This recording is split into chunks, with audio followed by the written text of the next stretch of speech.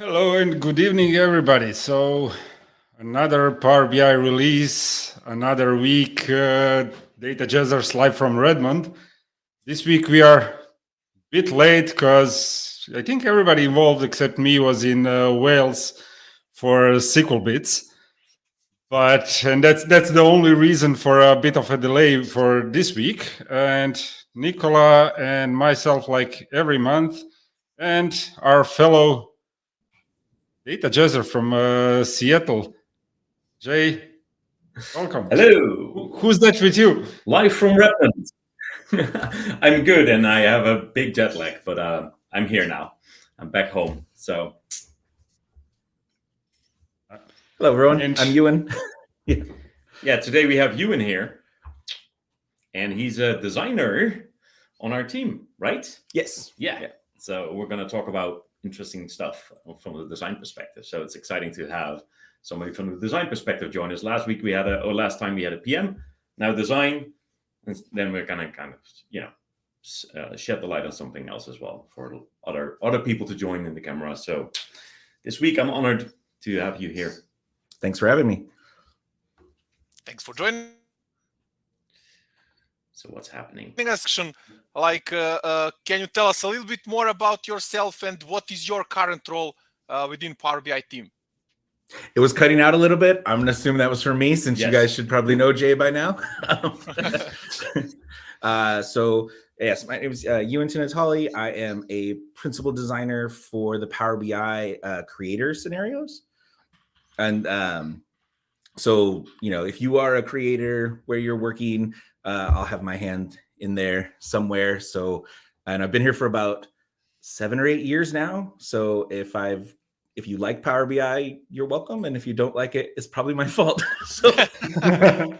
That's awesome. So basically, we like it. He has impacted everything that people use in Power BI, right? He's worked on everything by now. So yeah, that's and basically as a designer, you're responsible for the UI, UX, right? Basically the way people interact with our product. Yeah. And then it's also like a little bit more than just what you're looking at because it's behaviors between different areas. And we're a huge team. I mean, like I've had my hand in a lot of, I shouldn't use idioms. I'm real bad with them. All over the place, but we have a huge design team. It's a global team working on a lot of different areas. So I can go into that a little bit more later, but then there's also like so many types of designers. We are a full stack design team, data science, content designers, researchers, interaction designers, visual designers, mobile designers, all across the board. It's a pretty big design team. And like last time, so pretty much focus of live from Redmond is on current features.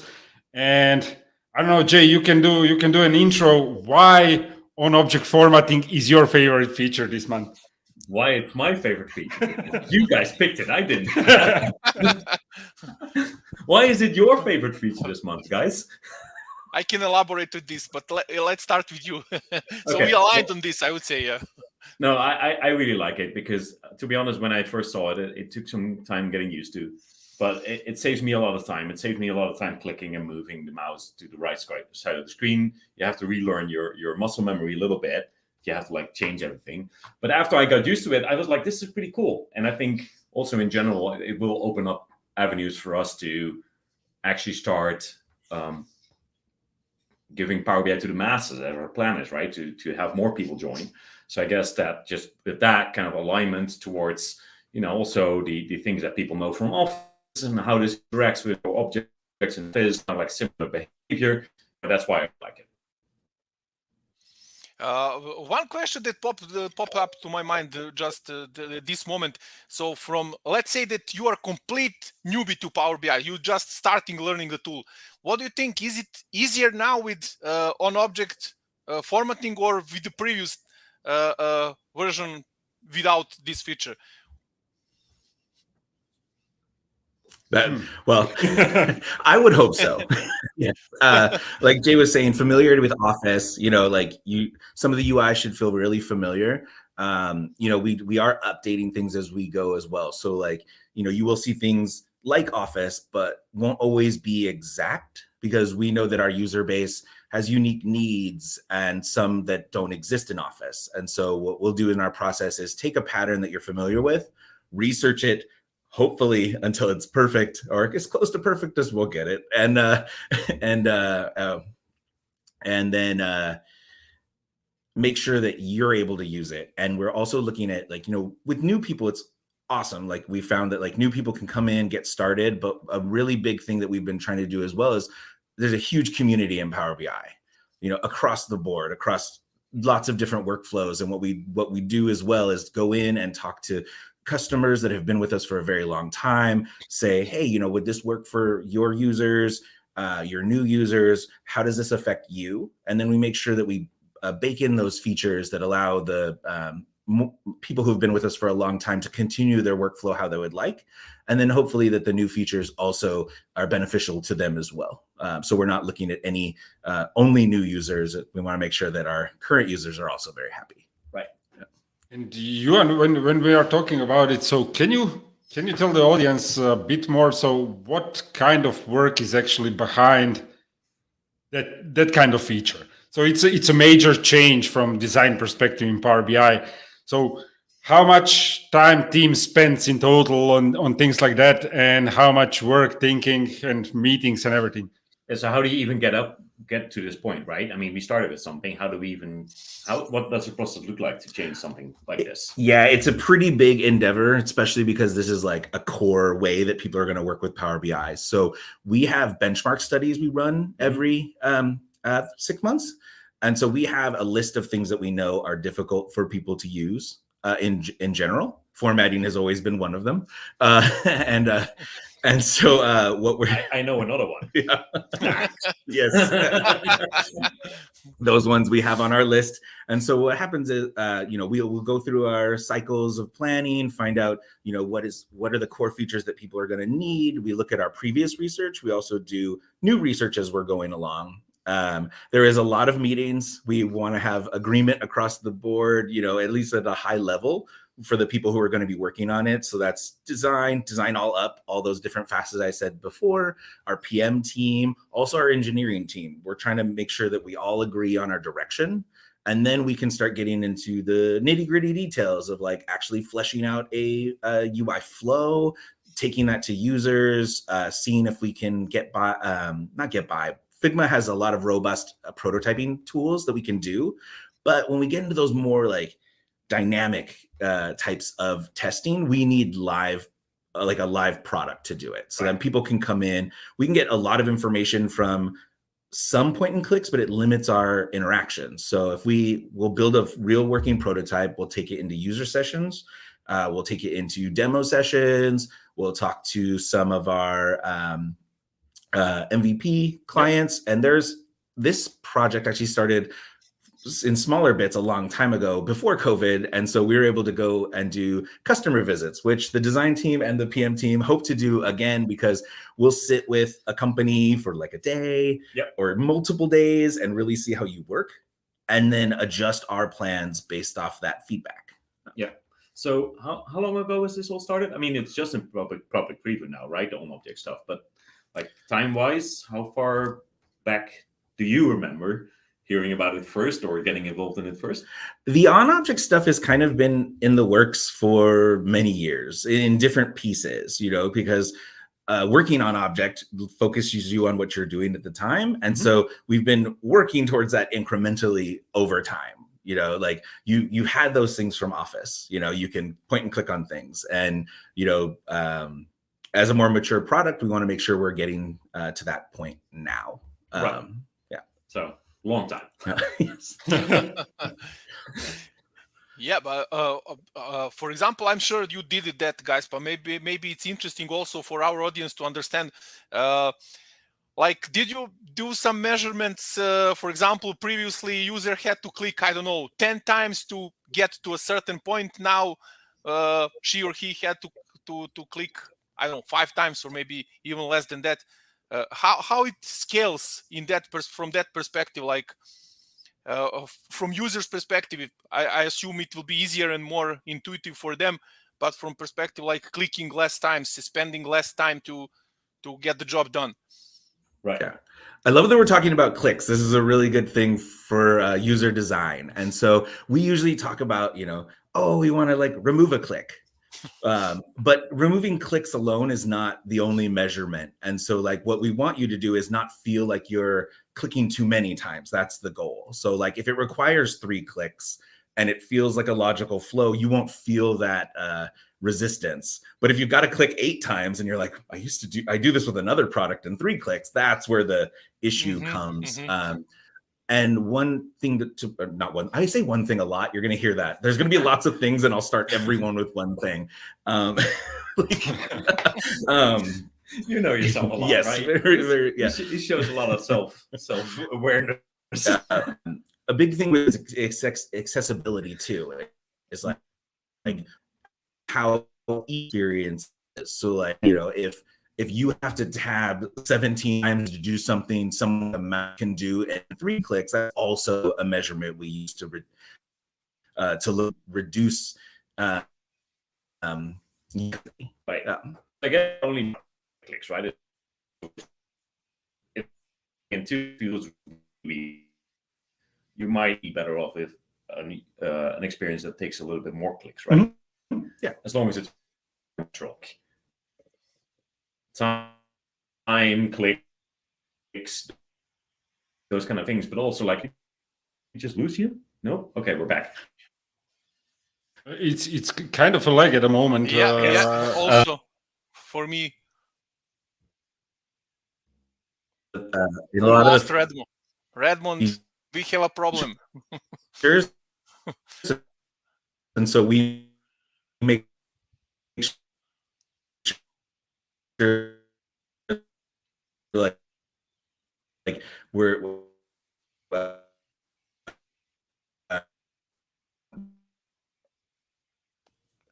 I think we lost them completely. Yeah, seems like. Hello? Now we hear you, but we cannot see you. Or you're frozen. Which is maybe not that bad. Okay, Jay is gone, Yuan is here. So after a bit of freezing, Jay is gone. Did you guys just lose us? Or no? Again, we don't see. I'm sorry, I was looking for internet. Are you on dial-up, guys, or what? Okay. Jay's gonna run around and see if we can solve this on our side. Yeah. Okay. Cool. Seems like it's on your side now. Now seems to be okayish. That seems to be better. Yeah. And those are the usual problems when we are going live. So currently you're a bit blurry, but I don't know. You are solving on object formatting, but Wi-Fi is still an issue in Redmond, I think. They're frozen again.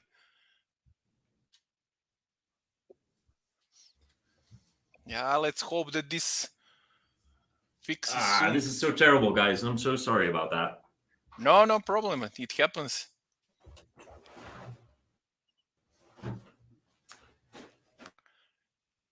In certain moments we can see you and hear you, then just it goes frozen. My internet with me.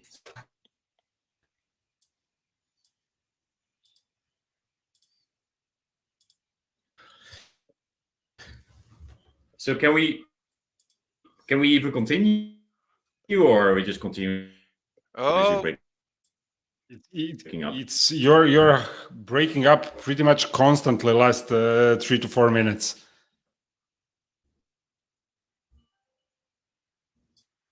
Yeah, we lost you again completely. All of you are there. Hopefully, Redmond solves an issue, and we get back Yuan and Jerome back. Yeah, we need Copilot. Maybe they will reconnect, and yeah, it will probably they will reconnect. Let's see in a second. But for the rest of you, you can think of questions until they come back, and we can start bombing them with questions immediately. Let's see. Still nothing.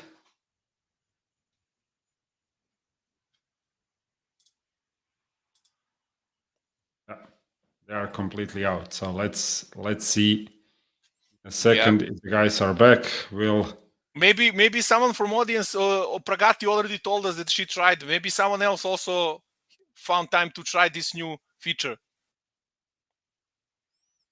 I just installed a new version. I still didn't get around it and clicking it. Yeah, me neither. Yeah, hi Bence. Hi, nice to see you. So let's see. Do we have Redmond is here? Redmond is back. I just hope You're it back, doesn't guys. break again. Yeah. So now you look crispy and good. And I think we lost you somewhere when you started to explain how Power BI is a better product than comparison and with a fewer clicks than the rest of the tools out there. Okay, so I think what we're trying to say is that it's not just about the clicks, it's also about how easy it feels to get something done, right? So if you can do something in less clicks, that's great. If it saves you time, yes. But if that still means you have to think about it harder, like where do I go next? Sometimes you might actually want to sacrifice add some extra clicks to just make it more logical and make it feel more natural. So that's, I think, the last thing we actually really said. Yeah, and then I don't know when we cut off. Did we talk, or did people hear about the accessibility part of clicks? Unfortunately, okay. You started and then it froze. We left immediately. Okay, yeah. I just wanted to check because I really wanted to go into that as well. So like with clicks, when we're thinking about clicks and a logical flow, we're also thinking about someone, all types of people. So we also look at if you have to use a keyboard and like. If it takes 3 clicks, but it takes someone with a keyboard 8 actions, that's also not equal to us. So that's also going to be considered a bad user experience. And so we're also looking to make sure that however you're going to be interacting with Power BI, it should be equal regardless of device type and experience. Yes. And you see immediately on screen first-hand experience from our users. So we were just discussing, Nicola and myself. So both of us, I installed it, but still didn't create actual report. I clicked through it, but Me didn't. Neither, to be honest, I didn't try it. Didn't go fully through it to give you a feedback immediately. Although I was developing a report today, but it had only 2 charts, so it was and not too much formatting. Sure. Okay. Well, it's just in public preview, right? So we're getting started. There's loads of things that we have to fix. But I think in general, this is a good direction for us to make things easier and also to open up the capability to kind of like, be more like Office. So people will recognize the product easier and get started easier. I fully agree. It takes some getting used to because you have a muscle memory. You've been using this product for like, 7 years now, 8 years now, in a certain way. The panes were always on that, that side of the screen for you, right? And it's like, yeah, the first couple times you're going to try this, you go like, where is oh no, it's over here, right? But after I got used to it, and okay, I've been playing with this for a little while, it actually dawned on me like, oh no, this is way simpler, way faster. So just give us the benefit of the doubt that we did our work properly and the research that Ewan has been mentioning. We did that properly, and it was overwhelmingly clear that, this is actually a good thing. So yeah. When you are mentioning now, just for a broader audience out there, so what it takes to get from public preview to GA? Well, that really depends on the feature.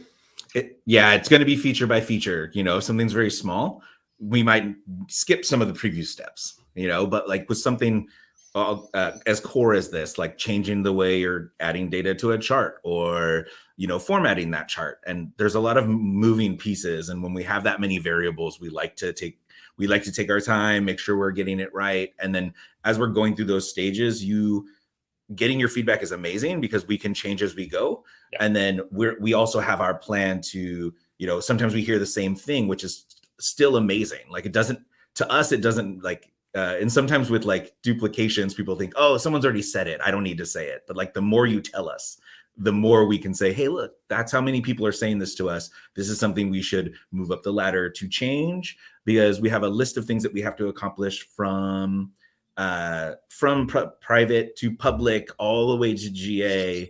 And so some of those things are going to start coming in those later stages. Right. Yeah.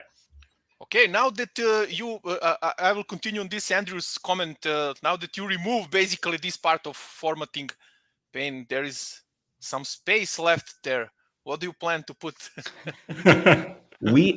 So interesting enough, it says analyze pane is gone, and like the side panes give you easy access to the panes. So getting rid of panes is internally what the design team likes to jokingly call the pain of panes. Yeah. The more of panes you get, the smaller the area you like to look at or gets affected by those panes becomes. And so because we were changing the UI to get closer to the visual, we also wanted to make sure we were making sure that the canvas was as large as possible. And so you'll also see features like you'll see the pane switcher on the right that you might, if you've used PowerPoint and Excel, you might have seen it.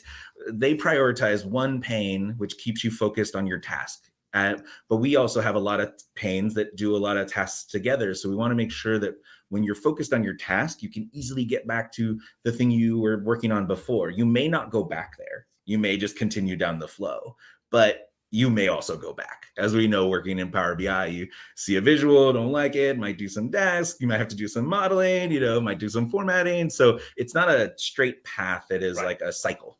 Yeah, and that's also what makes us a bit weird in terms of like if you just do apples to apples comparison in Office, that to me feels definitely way more straight. Like you start here, you end here, and we have very defined steps in our process, right? When you work for our product, and people, as Ewan said, like they go back to some previous step and then jump back like a couple times before they end up in the actual result that they wanted.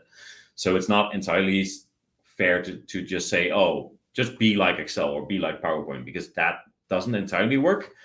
But I guess what we're trying to explain here is that we take the best parts, we hope we take the best part, and we aim to take the best parts, and we do all the research and then put that, like apply that to our experience that we currently have in Power BI to at least make it as seamless as possible with the other Office products. Yeah, makes sense. Makes sense a lot. And actually, to you, and one of the things you are not as well known in community as Jay is, but what's your? It hurts. As a designer, you don't know me. It will change. Now it's time to change it. Yeah. So, as a designer and in a design team, so how does a week, day, month in life of a designer in Power BI team looks like? Well, there we go. So it depends on which side of design you're on. We all work as pretty closely together. So if we just start from Monday, the last Thursday before my Monday, we already decided everything I'll be working on, went through and said, hey, there's not enough time for this. What do we move? And then that passes through all the teams. So, if Jay was my PM, I would say, hey, I only have this amount of hours to work in the next 2 weeks. Do we need to move something? What is critical? And then on Monday, I have a clear path. And I know all the people that I need to work with for the next 2 weeks, because we work in 2-week sprints. But the 2-week sprint doesn't mean that the work that I'm working on has to end in those 2 weeks. Obviously, right.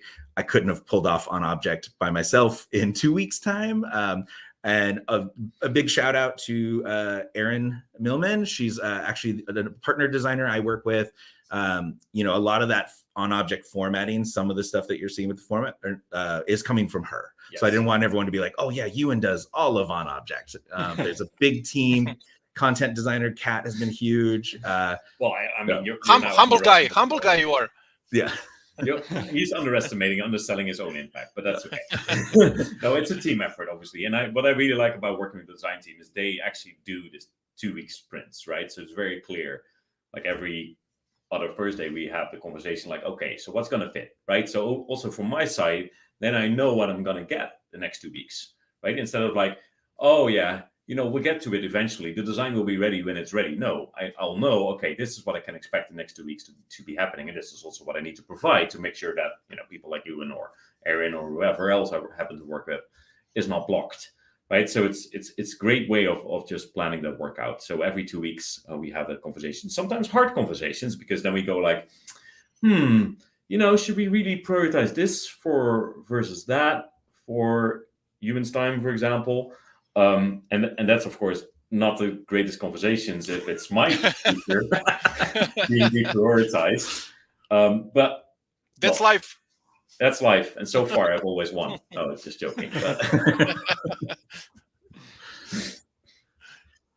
But yeah, so that prioritization happens. Like, it kind of depends on what I need to do, because that could be different from week to week. I might be doing like a full user flow throughout the product, could be just honing in on, one specific feature, for that week. Usually I don't get 2 weeks to just do one feature. It's usually like a handful of features. Yep. And then, we agree what is our research timeline, when will that be done? How long that's going to take, and maybe I can circle back to something after the research. I mean, I have to circle back, but it's like, when would that timetable work? Yeah.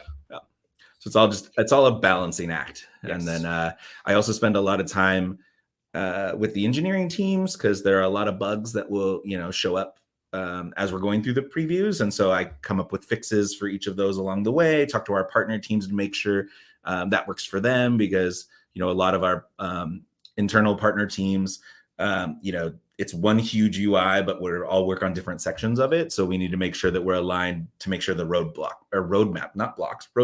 all fits together. And as I said just a second ago, so we are really improving your community presence. So immediately people are asking your Twitter handles. There you go. Apologies. So if you do go to my Twitter, I am not as active as Jay or Will. Last week before Power BI existed, right? All right.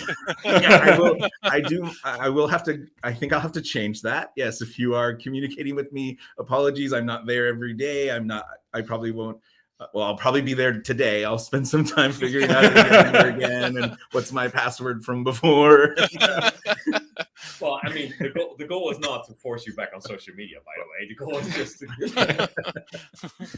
just to make sure that, if you're so inclined and people want to interact with you and you're willing to do that as well, of course, then, absolutely. Yeah, we should just. I have one more question. So we had recently Miguel Myers also in Data Jazzers like 2 months ago, and we heard from him that there is some huge revamping of Power BI in terms of visual look and feel, and we know that he included a part of community to be part of this program of Yes. renewing these things. Is this on formatting feature also done in like a part of this big project, big picture, or is it just internally decided by you within Microsoft? We always like the users to be involved. So it depends on it. We're going to say depends a lot for everything. It does depend on how big the feature is. I mean, obviously we're a data visualizations tool.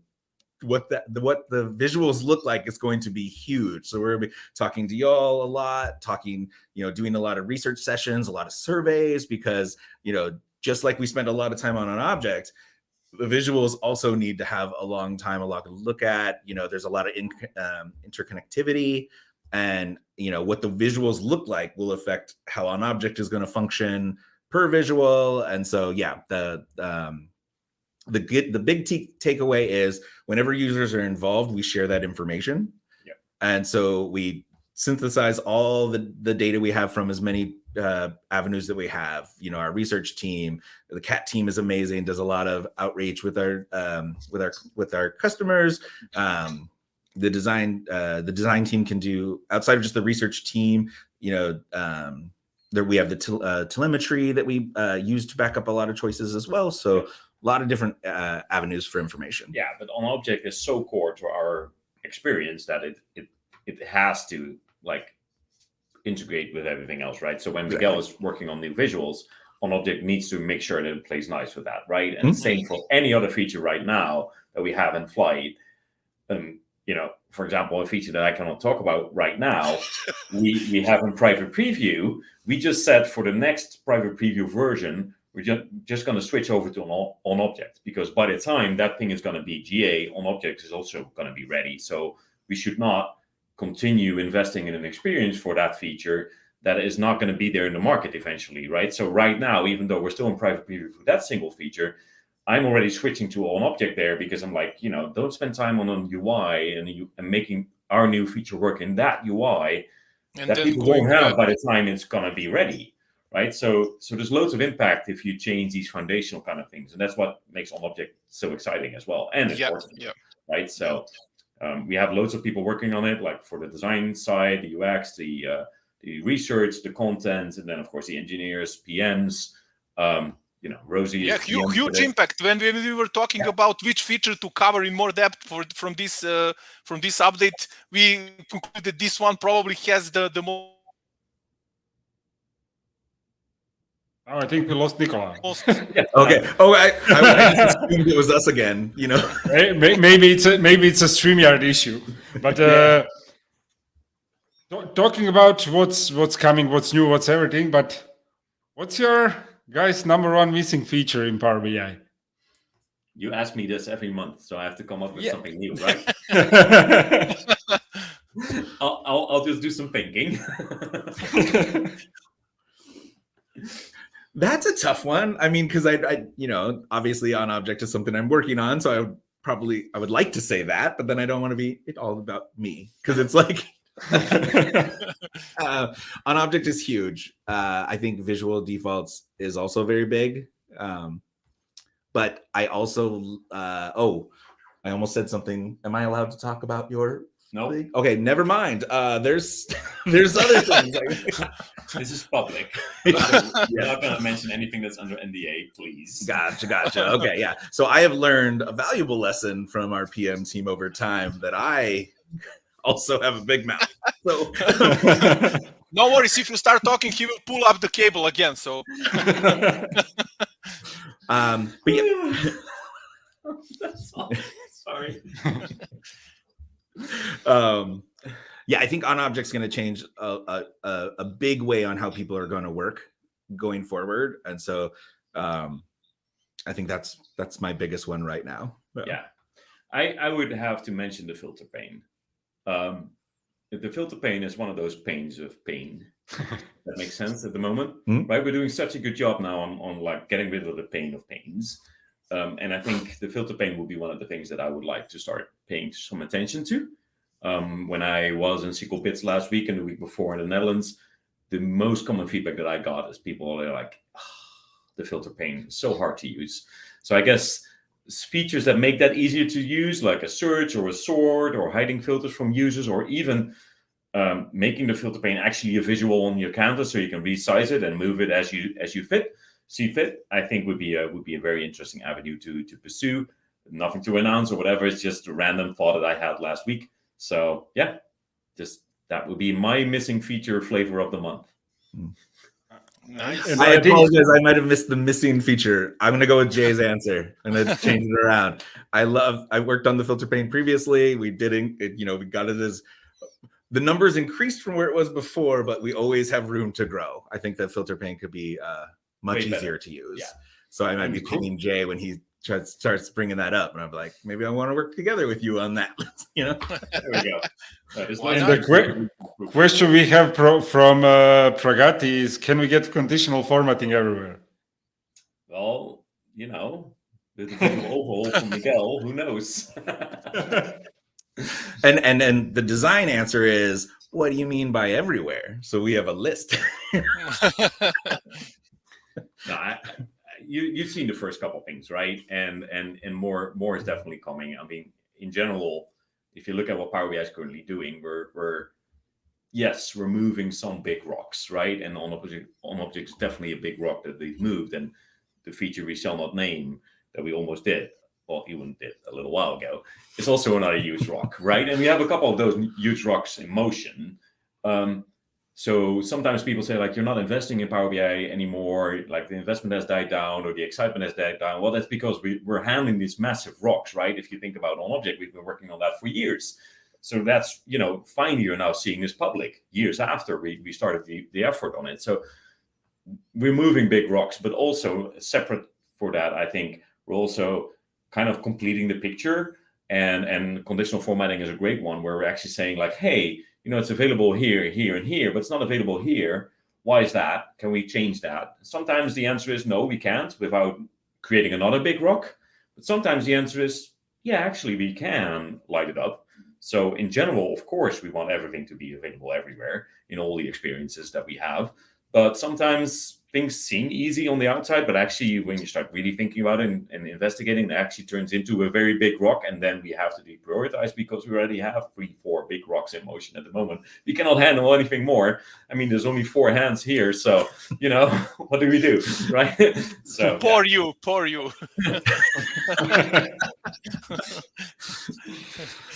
Yeah, I think looking at the time, our half an hour with all the troubles with Wi-Fi went quickly, and we have a little bit more it time. was- So if you have more questions, go for it. I can stay a little bit longer. No worries. Nicola, shoot. Yeah, I think, I don't have anything just straight out of my head. Maybe someone from audience, if we still, until we are still with our friends from Redmond. There is a question from Matthias. Recently, the PBI themes JSON schema was published on GitHub. What's next in that space? That's a good one. It's a good one. Do you know the answer here? Oh no. No. I'm sorry, I don't. I don't know. I think we should really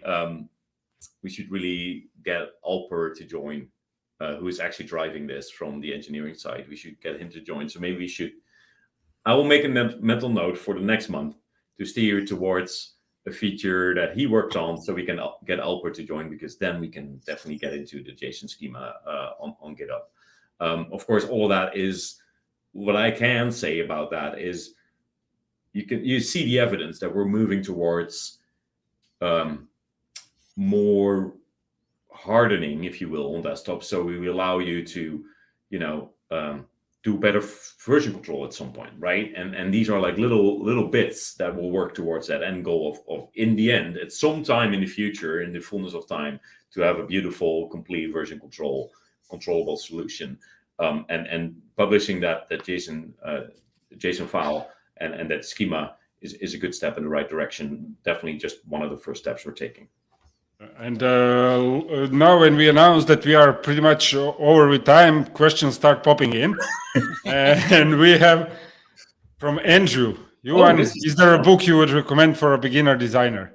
This one is great for you. This is great. And I was like, oh no, I wish my bookshelf was behind me, because then I could just point. I think you should have done this at your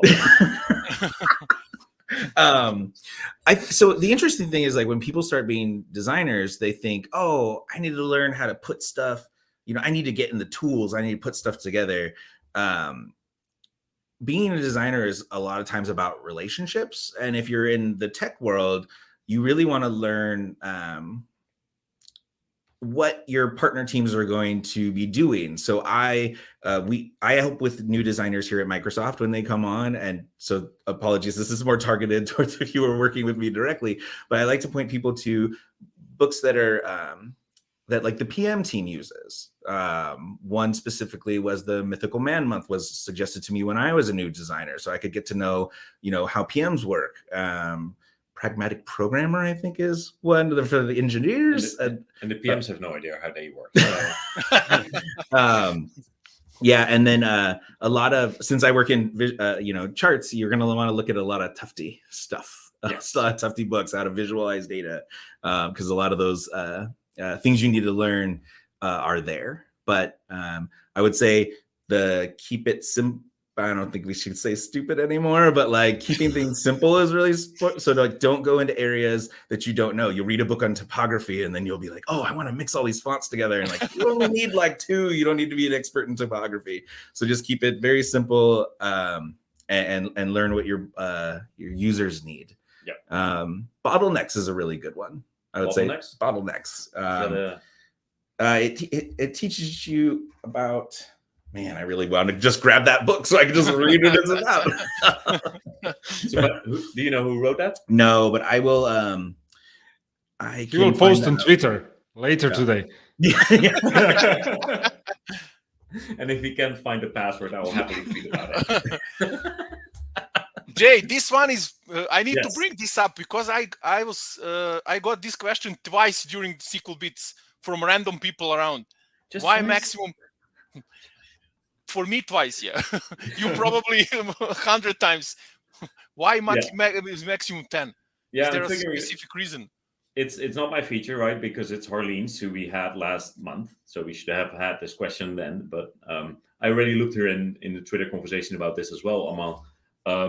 It seems to me that it's just something that we thought is a good default, and after the research that we did, we stayed with that. I don't think there's a technical reason why this is 10. It's just like, oh, let's pick a number based on the research that we did.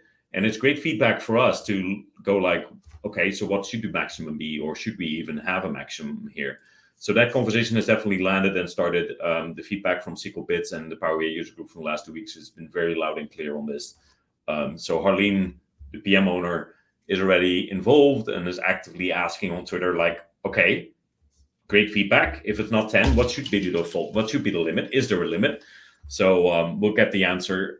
My take on this, and of course, it's not my feature. But based on the research that we did before, it seemed like 10 was a good maximum. And it sounds like we're now learning that actually when people start using this in practice, we need more. Yeah, I asked, so how many do you need? One guy told me like 32, just out of nowhere. You should just take 42 because that's the life, the meaning of life, the universe, and everything. I think that's the default we should have. All artificial defaults should be 42. Always. Yes. Always be 42. Yeah, I was surprised. I was expecting some rounded number like, I don't know, 50, 100, or 32. Okay. Maybe because it's 8 to the power of whatever. Yeah. Maybe people doesn't need more than 10. Just asking why. Right, and I think that's where Harleen is doing a great job as a PM, because that's really the question she asks. It's like, okay, great feedback, but how many do you need and why, right? And then sometimes when you ask these kind of questions, it goes silent. So that basically means that everybody's happy with 10. But we'll see where this conversation literally started just end of last week, right? So let's see where we are in a little bit. Those conversations are also really interesting when we're in the research sessions in design too, because someone will say, hey, I want like 50 apps. No, I'm saying apps because that's just the topic of I'm not saying I'm in research sessions for apps, but like we'll start breaking that down in the research. Why do you need 50? And then we might actually find some efficiencies that might be missing, which make you need 50. But you could find a different path. Not to say that 50 is not the right number for the person who wanted 50, but we have seen that in the past, and helping people with efficiencies is kind of our job here. Yep. So and that's an interesting angle, and I know we're way over time, but it's an interesting angle to what we do in the research. It's not just about us sponging up what you say, right? It's also about us thinking with you, and sometimes even pushing back on like, well, you're sure this is actually what you're after, right? So also asking those like questions, almost consultancy, challenging questions like, okay, so you say 50, but why do you say 50? And is that actually true? And if you think about it like from this angle, not to say you're wrong, but just to learn more about your mental model here and why you ended up with that answer. And that's also what I love about a research. Maybe we should get a researcher on at some point. I think there's some great researchers. There we go. That would love to talk to y'all. So I think it would be a great angle as well to just talk about how we. And when you mentioned you on typography a minute ago, are you planning to introduce additional fonts to Power BI, and why Webdings? I cannot talk to you about that because I am not on the formatting side. And so those decisions are made by other people. Great answer. Hey, so we have already 2 topics for next month. even without April update. So Yes. let's plan How's for that? 2 hours. Let's plan for 2 hours live from Yeah, Redmond. so we have research and fonts as topics we can pick up. But let's see. I mean, we can also get research to join us after we pick the topic for next month. So we'll see. I mean, I just learned so much here about like the other side of the house, right? I'm just a mere PM, and yes, of course, I work with you, but I don't work with you all the time, and I don't get to talk to you this long about your job. It's just awesome for me as well to just learn more about how the various parts in the machinery operate and how we think about things. So that's just really good. Yeah. So I think we are all learning here, and even learning 15 minutes more than we planned, and that's always good. I also know that I need a wired internet connection. Yeah, that's a learning as well for the next time. And wanna thank you both so much, Johan, for delivering together with the team this great on-object feature. I think everybody will. I think maybe you can join us in Data Jazzer's full episode a few months from now when we have all the feedback from the community. Yeah, I'd love that. And then we can roll through it. Because I think feature will be a game changer, at least when you're doing it daily. And Jay, to you, see you next month. Yes, and then hopefully we have a better internet connection. And take some rest. Take some rest from jet lag. Yeah, I will. I will go and be back home and back to my bed. Yeah, and hopefully I'll have that Twitter thing sorted out by the time you have me back. Cool. Okay, thank you so much. Right. Thanks for everybody who's watching. And thank you guys. Thanks for joining. Thank you very much. Thank you everyone for joining. Bye-bye. All right.